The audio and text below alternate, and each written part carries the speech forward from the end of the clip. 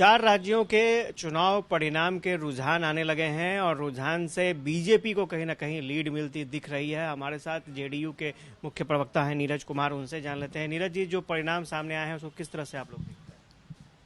5 राज्यों के अंदर में विधानसभा चुनाव हुआ।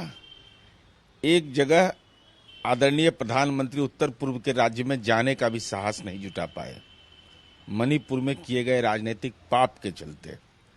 अब आदरणीय प्रधानमंत्री जी के नेतृत्व में चुनाव हुआ है, तो अभी तो प्रथम रुझान आया है।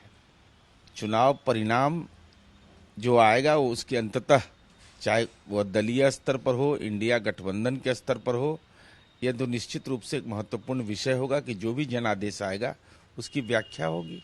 नहीं, ये जो शुरुआती रुझान दिख रहे हैं उसमें बीजेपी लीड करती दिख रही है। वो तो 2015 में भी अमित शाह समय में तय कर लिए थे बिहार में, कितना बजे अन्य मार्ग खाली होगा, कितना बजे राजभवन में जाएंगे। इसलिए अब जब तक अब हम लोग कोई राशि फल के हिसाब से नहीं बता पाएंगे, लेकिन अब तक जो प्राप्त रुझान है उसके अनुसार लोग आकलन कर रहे हैं।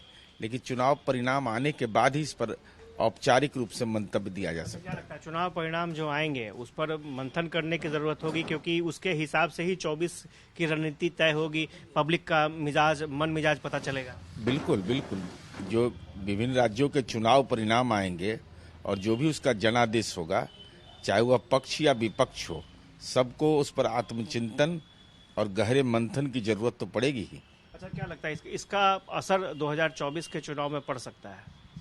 देखिए, 2024 के चुनाव में तो निश्चित रूप से भाई 5 राज्यों का चुनाव है और ये जो चुनाव परिणाम आएगा उसके आधार पर, मूल्यांकन के आधार पर भविष्य की कार्यनीति तो बनानी पड़ेगी। अगर कार्यनीति नहीं बनाएंगे, चाहे वो पक्ष हो या विपक्ष हो, अगर लोकतंत्र पर भरोसा है तब, ईवीएम पर भरोसा है तब, अगर भरोसा ही नहीं है तब तो बात अलग है। तो ये ईवीएम पर तो सब सवाल उठने भी लगते हैं चुनाव के परिणाम। नहीं, वो नहीं, चुनाव में जनता का जनादेश महत्वपूर्ण होता है। नीरज कुमार थे और इन्होंने साफ तौर पर कहा कि जो भी परिणाम आएंगे 5 राज्यों के, कहीं ना कहीं उसकी समीक्षा करने की जरूरत होगी।